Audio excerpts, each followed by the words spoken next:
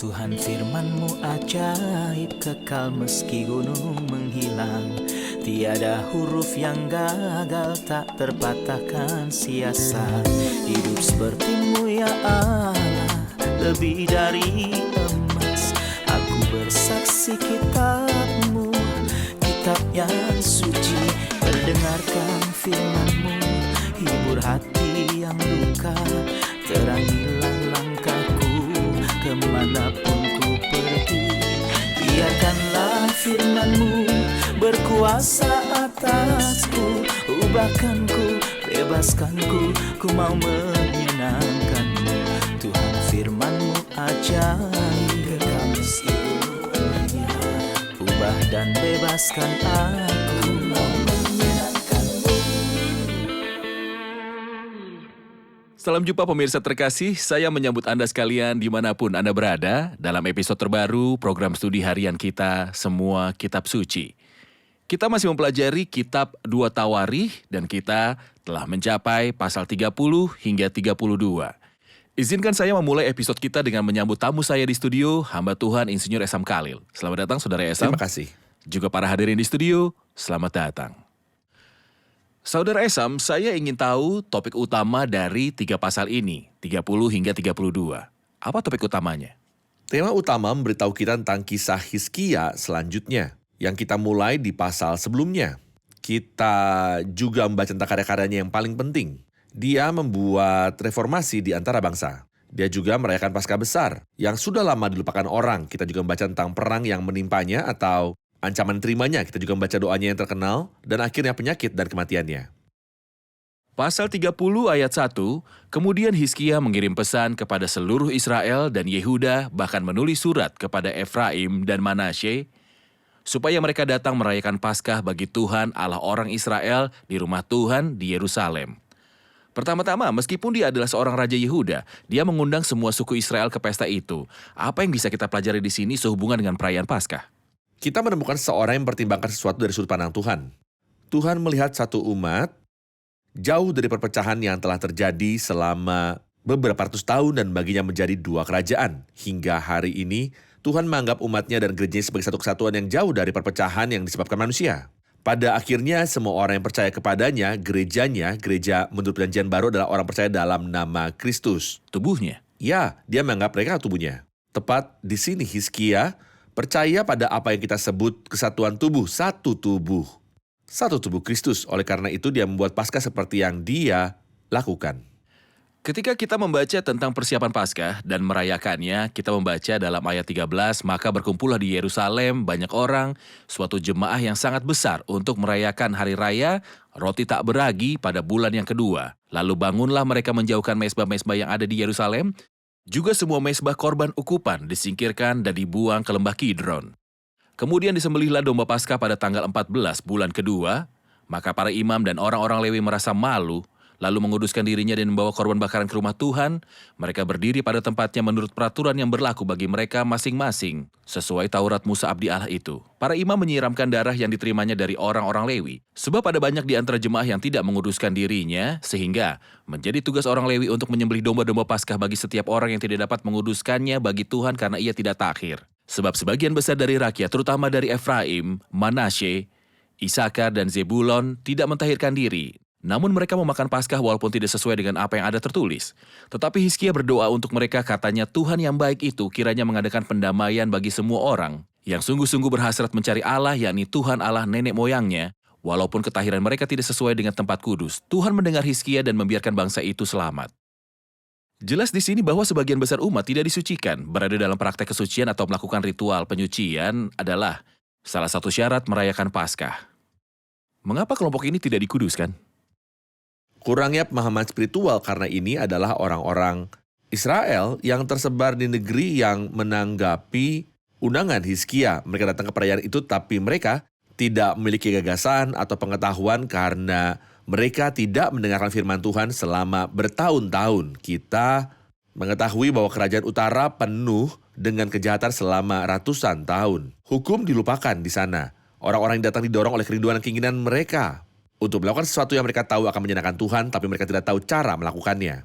Hasilnya adalah mereka melakukannya dengan motif yang baik. namun tidak dalam bentuk yang sesuai seperti yang dinyatakan firman, tidak sesuai dengan apa yang ada tertulis. Yang berarti tidak seharusnya bagi mereka yang berdiri di tempat suci itu.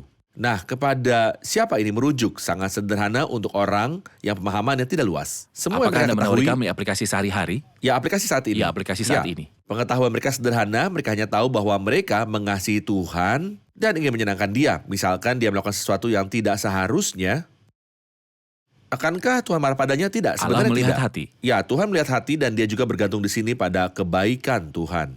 Hizkia berkata Tuhan yang baik itu kiranya mengadakan pendamaian bagi semua orang yang sungguh-sungguh berhasrat mencari Allah yang di Tuhan Allah nenek moyangnya walaupun ketahiran mereka tidak sesuai dengan tempat kudus. Apa Anda memperhatikan yang terus di situ? Orang ini menetapkan hatinya untuk mencari Tuhan. Ya Tuhan, aku membutuhkanmu.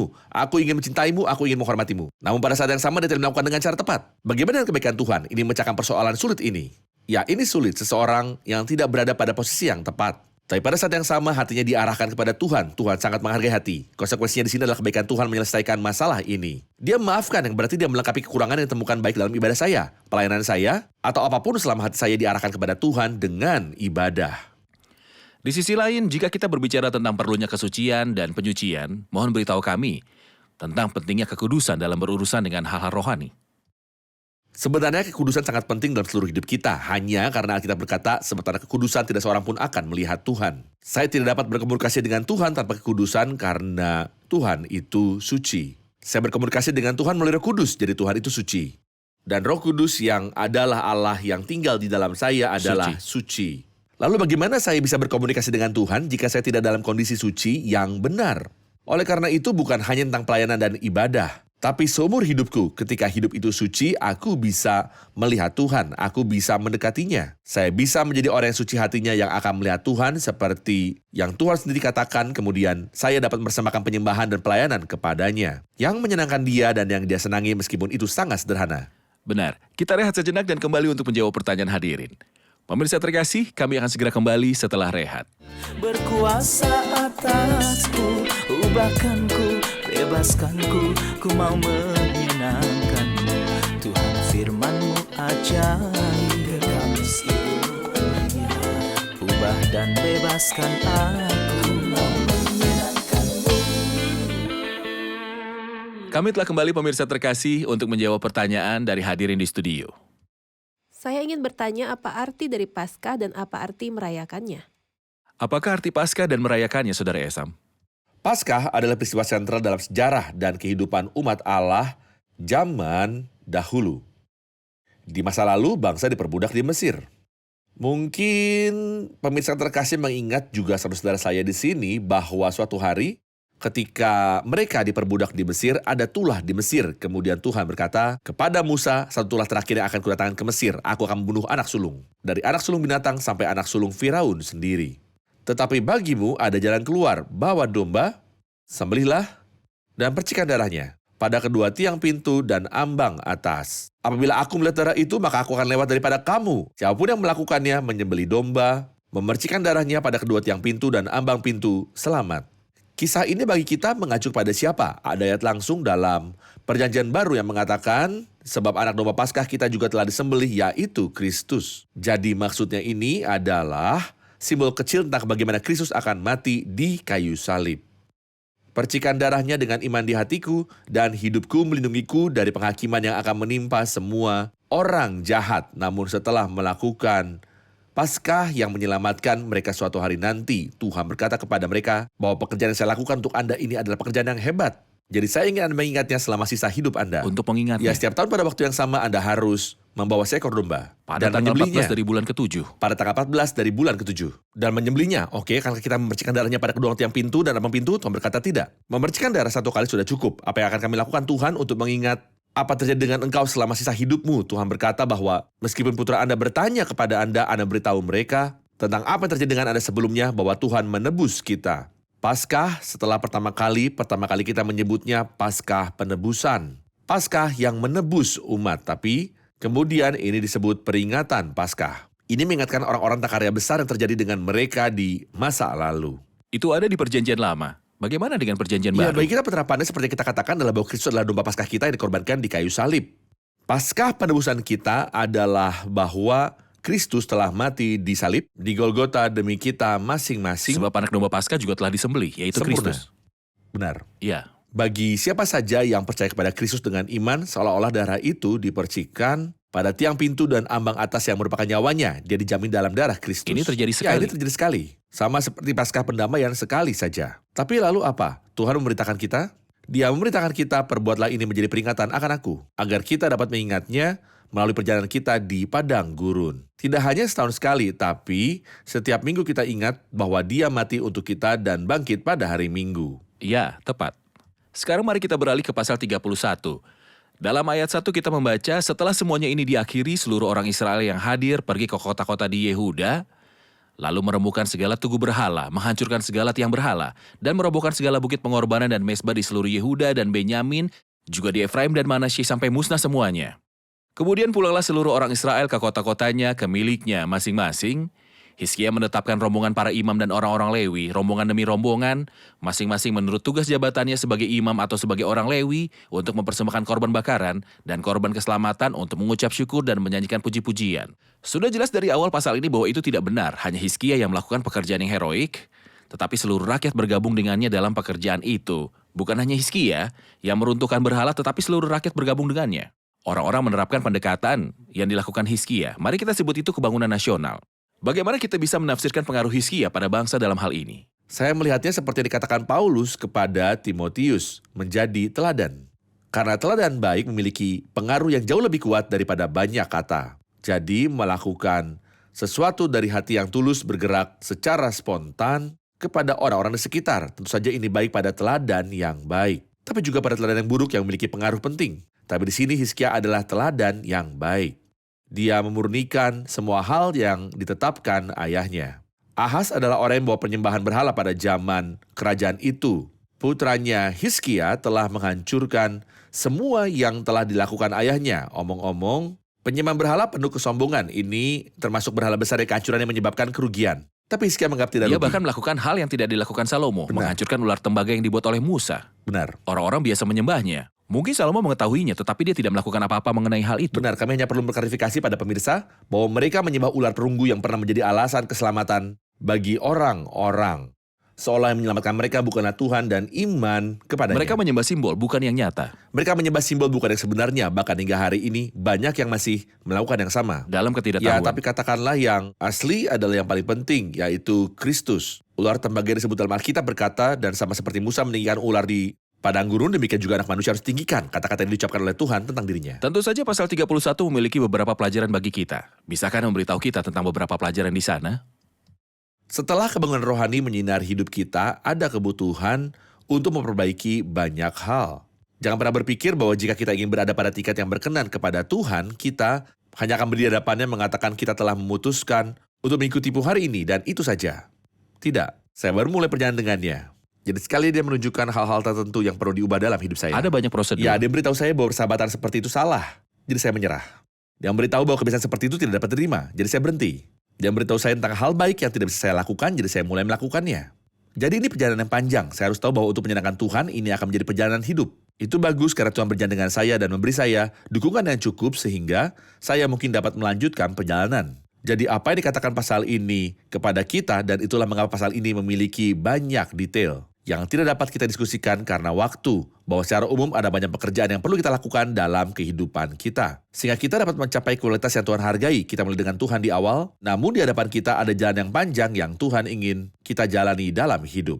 Saudara Esam, apa yang Anda katakan benar-benar penting karena sayangnya dipahami bahwa iman dan hubungan dengan Tuhan adalah pengganti dari semua hal lainnya. Maksudku, seseorang mungkin telah melakukan banyak kejahatan, menipu orang lain secara finansial ataupun merampas hak mereka. Kemudian pada suatu persekutuan dia berkata bahwa saya telah menyerahkan hidup saya pada Tuhan. Dan itu sudah Selamat, cukup. Anda telah dilahirkan kembali, Anda akan pergi ke surga. Itu saja? Apakah ini cara Tuhan memandang sesuatu? Atau apakah dia menganggap ini sebagai langkah pertama lalu ada hal-hal yang harus diperbaiki? Seperti mengembalikan apa yang dia curi? Saya ingat sebuah kisah tentang seorang penggelap uang yang mengenal Tuhan, namanya adalah Zakheus. Orang yang tinggi. Tidak, pendek. dia pendek. Dia mengumpulkan cukai pada waktu itu, dia seorang pemungut cukai diharuskan untuk mengambil 100 dari seseorang, tetapi dia mengambil 1000. Dan pada hari itu, dia bertemu dengan Tuhan, dia mengungkapkan ungkapan yang terkenal. Sekiranya ada sesuatu yang kuperas dari seseorang akan kukembalikan 4 kali lipat. Tidak hanya 1. Ini adalah pemulihan apa yang dia Tentu curi. saja ini adalah pemulihan dari apa yang telah dicuri. Zakheus sangat murah hati, dia seharusnya sejumlah yang diambil dan menambahkan 1/5 dari nilainya, tetapi hatinya terbuka bagi Tuhan. Dia pikir tidak apa-apa kehilangan segalanya, tetapi memenangkan perkenan Tuhan pada akhirnya. Jadi penting untuk memperbaiki apapun yang bisa saya perbaiki. Sekali lagi di tingkat spiritual dan bahkan di antara orang percaya.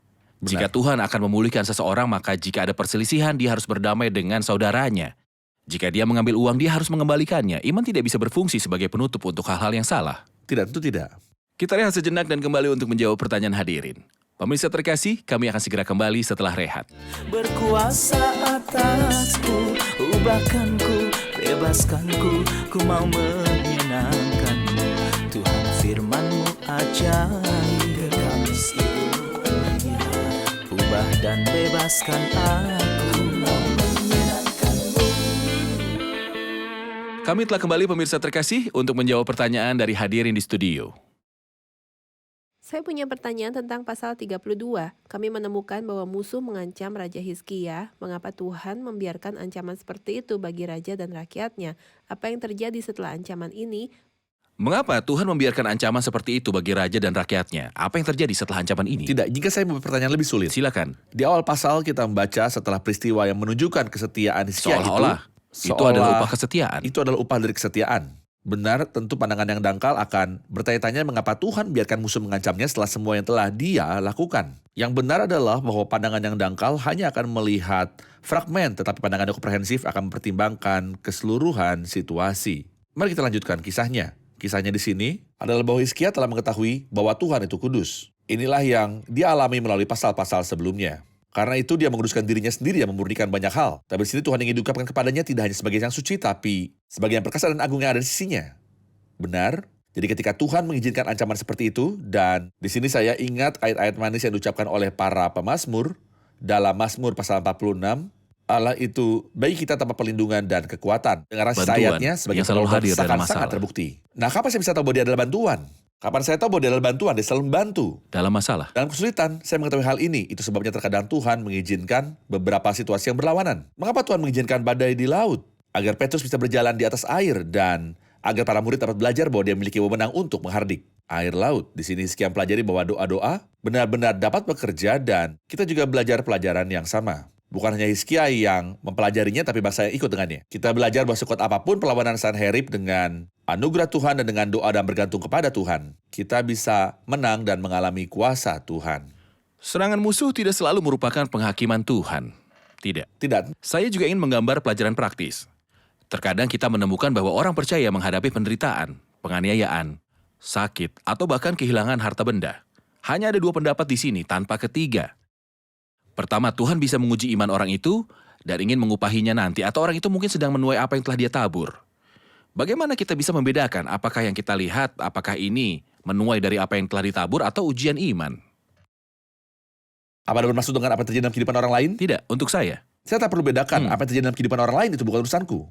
Bukan tanggung jawab saya untuk melakukan hal seperti itu. Mengatakan bahwa keadaan yang dialami saudara Ayat adalah karena ini dan itu. Inilah kesalahan yang dibuat teman-teman Ayub. Ya, itu kesalahan besar. Tapi bagi saya, agar tidak Ya, bingung. mengenai situasi saya sendiri. Jika saya berjalan dengan Tuhan, lihatlah ketika ada sesuatu yang mendisiplinkan saya dan Tuhan dalam kesetiaannya akan menunjukkan kepada saya masalahnya. Misalnya Daud berkata, selama aku berdiam diri, tulang-tulangku menjadi lesu karena aku mengeluh sepanjang hari. Nah, Tuhan maukah engkau membiarkan seperti itu? Tidak, dia mengirimnya Nathan, sang nabi untuk mengklarifikasi kepadanya perbuatan salahnya. Sekali lagi, ketika Daud salah mengira akan menemui Akis, Raja Gad, itu hal yang jelas. Dia tahu dia telah membawa dirinya sendiri ke dalam jebakan yang konyol akibat dosanya pergi jauh dari Tuhan. Jadi ini bukan soal menuai dan menabur, kecuali Tuhan menyoroti perbuatan salah dan juga masalahnya. Benar. Benar? Bagaimana jika hidupku lurus? Aku hidup dengan damai dan bersukacita bersama Tuhan. Lalu tiba-tiba duniaku terbalik. Pada situasi seperti itu saya harus berserah diri kepada Tuhan. Mengatakan padanya bahwa di sini saya berserah diri kepadamu seperti yang saya ketahui dengan sangat baik. Bahwa saya tidak menderita sebagai pencuri atau pelaku kejahatan sebagaimana Petrus yang Rasul berkata, tapi aku menderita menurut kehendak-Mu. Tuhan, aku percayakan diriku dalam tangan-Mu, aku akan terus berbuat baik dan aku akan hidup dengan jujur. Dan saya percaya itu akan berkuat saya dalam perjalanan Ia saya. akan memunculkan kebenaranmu seperti terang Benar, dan hakmu seperti siang. benar. Saya Saya ingin menambah satu hal di sini. Ketika saya menghadapi penderitaan dengan izin Tuhan, baik untuk mendisiplinkan saya atau menyucikan saya bersamaan dengan masalah di tengah kesulitan penghiburanmu menyenangkan jiwaku. Saya merasakan kebaikan Tuhan. Benar. Saya tidak merasa menyalahkan hati Ada nurani saya. pertolongan. Ada pertolongan. Ada Aku pertolongan. tidak ditinggalkan. Apakah kisah Hizkia hanya disebutkan dalam kitab 2 Tawaris saja? Atau disebutkan di bagian lain juga? Hizkia dibedakan dari yang lain. Anda tahu bahwa semua raja Yehuda disebutkan di sini dan juga di raja-raja kan? Tetapi Di Hizkia, Raja-Raja ada beberapa petunjuk. sedikit petunjuk saling Iya. bergantung masing-masing. Tapi Hizkia tidak disebutkan secara singkat. Banyak detail yang diberikan tentang dia. Hizkia juga dibedakan seperti yang disebutkan di pertengahan kitab Yesaya. Yesaya. Padahal itu kitab Nabi. Namun ia menyebutkan bagian sejarah karena juga memiliki makna kenabian. Tapi ia memainkan peran penting dalam inti nubuatan dari Yesaya. Peristiwa Benar. yang sama ini. Benar. Jika Anda ingin memberi kami pelajaran dari kehidupan Hizkia, sebagai kesimpulan, kita dapat mengatakan 1, 2, 3, 4. Apa yang akan Anda katakan? 1. Kuduslah dirimu sebab besok Tuhan akan melakukan perbuatan yang ajaib di antara kamu. Kudusan beri Tuhan ruang untuk bekerja dalam hidup kita. 2. Jangan bergantung pada siapapun kecuali kepada Tuhan saja. Ketika Hizkia mengandalkan Tuhan, konsekuensinya besar. Tuhan dimuliakan melalui sebuah peristiwa di mana Hizkia merasa paling lemah, tapi Tuhan berinya kemenangan atas orang jahat. Nomor 3, yang sangat penting dan yang diulangi oleh semua raja. Waspadalah saat Anda menang, jangan sampai kamu jatuh. Dia yang naik ke puncak gunung dapat dengan mudah terpeleset dan jatuh. Itulah yang terjadi dengan Hizkia di akhir hidupnya. Kesombongan merasuk dalam hatinya. Sekali lagi itu masalah yang sama yang menimpa umat manusia. Kesombongan, hatinya sombong. Apa yang sebenarnya terjadi adalah bahwa Hizkia mulai menyombongkan apa yang telah dilakukan Tuhan padanya. Orang asing datang mengunjunginya. Dia izinkan mereka masuk istananya untuk menunjukkan pada mereka keagungan dan kehebatan tempat dia tinggal. Nabi bertanya, apa yang kamu lakukan? Dan apa yang telah Anda tunjukkan pada mereka? Dia menjawab semuanya. Jadi dia berkata, semua yang telah Anda tunjukkan kepada mereka, suatu hari akan dibawa pergi oleh orang asing ini sendiri. Dari istana Raja ke Babel, di pembuangan Babel. Juga anak-anak dan keturunannya Anak-anak akan keturunan pergi. juga akan dibawa pergi. Itulah yang terjadi selama pembuangan. Kesombongan itu pahit dan hasilnya juga pahit. Di pembuangan Babel, keturunan Hizkia dibawa pergi dan Daniel adalah keturunan bangsawan yang pergi ke pembuangan. Tuhan memberkati Anda, Saudara Esam. Kita rangkum episode ini bersama hadirin. Apa yang kita pelajari tentang undangan Hizkia kepada seluruh Israel, semua suku termasuk Yehuda untuk merayakan Paskah? Hizkia mempertimbangkan hal-hal seperti yang Tuhan lakukan. Tuhan melihat mereka sebagai suatu kesatuan terlepas dari perpecahan yang menimpa mereka. Ia bertindak atas dasar itu dan mengundang mereka semua untuk merayakannya. Sampai hari ini Tuhan menganggap kita sebagai orang percaya. Dia menganggap orang-orang sebagai satu bangsa dan satu Tepat. tubuh. Ada sebagian besar orang Israel yang tidak mengabdikan diri untuk merayakan Paskah. Mengapa demikian? Mereka tidak menyucikan diri karena kurangnya pengetahuan. Mereka tersebar di negeri selama bertahun-tahun. Mereka telah melupakan hukum. Tapi mereka datang dimotivasi oleh keinginan suci dan kerinduan sejati untuk mencari Tuhan. Mereka tidak dihabiskan sebagaimana mestinya.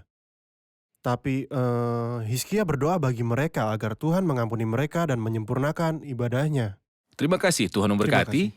Terima kasih Saudara Esam, kita Tuhan lanjutkan berkati. diskusi di episode selanjutnya. Amin. Pemirsa terkasih, Hizkia adalah tokoh besar kebangkitan, orang besar reformasi. Dia terkena serangan setan dalam 2 cara. Yang pertama, seperti singa. Ketika musuh datang, konspirasi musuh, tetapi dia mengambil surat ancaman dan menyebarkannya di hadapan Tuhan. Cara kedua, setan datang kepadanya seperti ular. Ketika Raja Babel mengiriminya konvoi untuk memberi selamat padanya, dia jatuh ke dalam perangkap. Dia telah menunjukkan kepada mereka semua yang ada di rumahnya. Pesan Tuhan kepadanya adalah bahwa semua yang telah mereka lihat akan dibawa ke Babel. Ini adalah 2 cara yang dilakukan setan sepanjang sejarah. Dia menyerang orang beriman seperti singa. Alkitab berkata, lawanmu si iblis berjalan keliling, sama seperti singa yang mengaum-aum dan mencari orang yang dapat ditelannya. Atau sebagai seekor ular dan kita tidak mengetahui rancangannya. Dan satu-satunya hal yang dapat membuat Anda tetap aman dari dosa adalah kedekatan Anda dengan Tuhan. Andalkan Tuhan dan pegang firman Tuhan. Itu akan membuat Anda tetap aman. Firman Tuhan berkata, lagi pula hambamu diperingatkan oleh semuanya itu dan orang yang berpegang padanya mendapat upah yang besar. Tidak ada yang bisa melindungimu dari jatuh ke dalam perangkat iblis selain dekat dengan Tuhan dan memegang teguh firman-Nya. Pertanyaan episode ini, apakah arti dari Paskah seperti yang dijelaskan oleh firman Tuhan? Apakah arti dari Paskah seperti yang dijelaskan oleh firman Tuhan? Pemirsa terkasih, sampai jumpa di episode yang selanjutnya. Tuhan menyertai.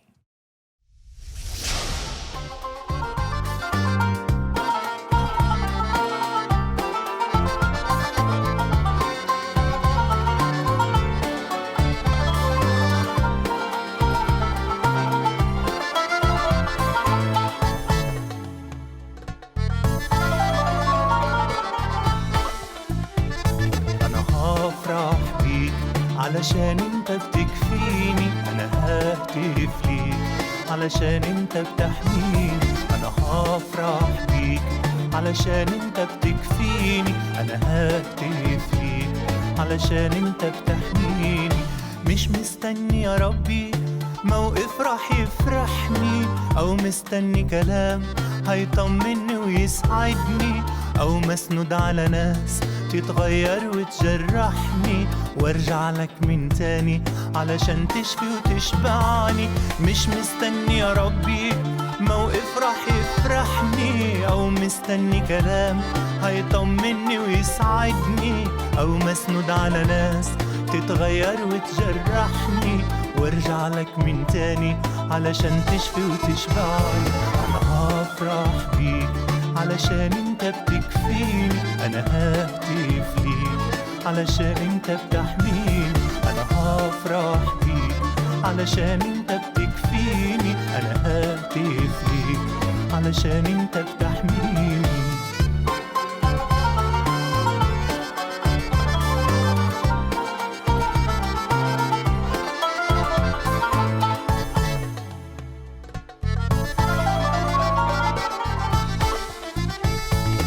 مش رح انزل عيني من على شخصك وجمالك، واتذكر ضعفاتي وخيانتي وكسر كلامك، وياك بتجدد عهدي تغمرني بنهر سلامك، وتفيض فيا بروحك بشهادة المجد جلالك. مش رح انزل عيني من على شخصك وجمالك، واتذكر ضعفاتي وخيانتي وكسر كلامك، وياك بتجدد عهدي تغمرني بنهر سلامك، وتفيض فيا بروحك بشهادة المجد جلالك. أنا هفرح بيك علشان انت بتكفيني، أنا ههتف ليك علشان انت بتحميني، أنا هفرح بيك علشان انت بتكفيني، أنا ههتف ليك علشان انت بتحميني.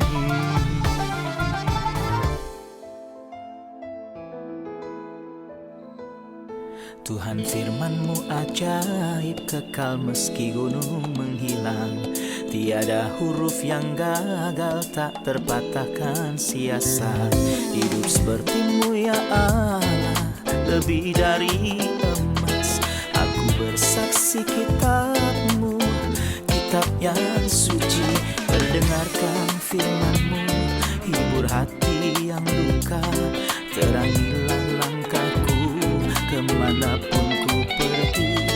Biarkanlah firman-Mu berkuasa atasku, ubahkanku, bebaskanku, ku mau menyenangkan-Mu.